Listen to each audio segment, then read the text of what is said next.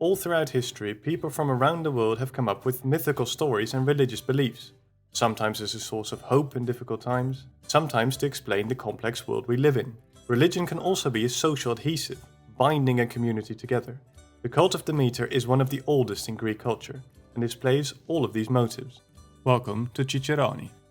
Demeter is one of the original Olympians that Zeus freed from Cronus' stomach. Like her grandmother Gaia, Demeter is often seen as a sort of mother figure with a deep connection to the earth. Consequently, Demeter's main area of expertise is fertility, and more specifically, grain and harvest. As such, she is often shown holding either a bushel of wheat or the cornucopia. The cornucopia, or horn of plenty, is a symbol of good harvests and booming economy. Or in other words, well-filled stomachs and happy people. The Greeks observed that instead of moving around to follow the growth of plants like many animals do, humans had tamed nature. Farmers cultivated fields of crops and kept animals that were useful to them, but how this way of life came to be was a mystery. Where history failed, myth could give the answers, and it was Demeter who provided the explanation for this crucial moment in human history. Almost all the myths around Demeter come from one very important story, in which Demeter wanders the earth in terrible sadness, until she finally finds shelter in the house of Helios, king of Eleusis. The king invites the goddess to live in his house and care for his children. It was the caring for the children that brought back a little happiness to the mother goddess. To reward him for his hospitality, Demeter decides to give the king's son the divine gift of immortality. But right when she is burning off his mortal soul in the kitchen fire, she is interrupted by the understandably worried mother. So she finds a new way to thank her hosts, and teaches Helios the secrets of farming, thus giving the Greeks an explanation for the birth of agriculture. The reason Demeter is so inconsolably sad is that she has lost her beloved daughter Persephone. When Zeus became god of the heavens, his two brothers got the two other main positions, with Poseidon ruling the seas and Hades becoming the king of the underworld. Although an important place, the underworld is rather gloomy and especially void of life, and Hades felt lonely in his kingdom. And what do you do when you are lonely? You kidnap your little niece and make her your queen. What else? Demeter did not know of her brother's role in the disappearance and roamed the earth searching for her daughter.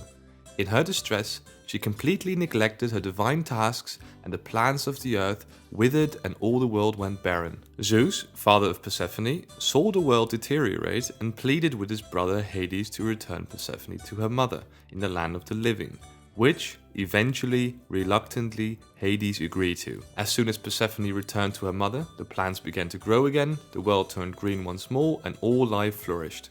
But cunning Hades had not let go of his queen entirely. Before Persephone left, he tricked her into eating pomegranate seeds, triggering an ancient sacred law that prescribed that those who eat in the underworld are bound to return to it. So that each year, Persephone had to keep Hades company in the underworld for 4 months. One for each seed she had eaten. Every time the daughter descends into the underworld, her mother sinks back into sadness, and the world's plants lose their leaves. Winter is coming. 4 months later, when Persephone returns to her mother, spring arrives and the plants blossom once again. In this way, the Greeks quite elegantly explained the passing of the seasons. So far, this one myth about Demeter provides an explanation of a natural phenomenon, as well as an account of human history. However, to many people, the most important aspect of religion may be the sense of community that binds people together in the same cult. Like Christianity or Islam connects people across nations, so too did Demeter's cult. Everyone from the Greek world could participate, regardless of what city-state they came from. Remember the king of Eleusis that learned the secrets of agriculture? The supposed location of his palace became the most important location to the cult of Demeter and Persephone. It developed into one of the most fascinating elements of Greek religious life, known as the Eleusinian mysteries, a tradition that was ancient already in what we call ancient Greece. Being the mother of all secret societies, we don't know exactly what happened during the rituals, as initiates obviously never wrote anything down about it.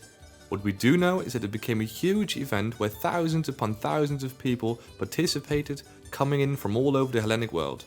The cult spread widely geographically as well as class-wise, so that both Athenian slaves and Roman emperors were initiated. As Eleusis is quite close to Athens, the Athenians attended the mysteries en masse, and in fact held a huge procession from Athens to the temple of Eleusis. There is a sub-story of the myth we talked about earlier, which is quite unlike the chaste religious traditions we're used to today. It recounts of an old woman that Demeter encounters during her search for Persephone. Despite Demeter's sadness, the woman manages to cheer up the goddess for just a second by telling her dirty jokes and making very rude gestures. This little moment of joy is honoured by the telling of dirty verses during the mysteries, and with little religious souvenirs like these. The Eleusinian mysteries were very important religious events for the Athenians, second only to the Athenian national ritual centered around their patron goddess, Athena. Athena and her city will be the topic of the next video. Thanks for watching our video.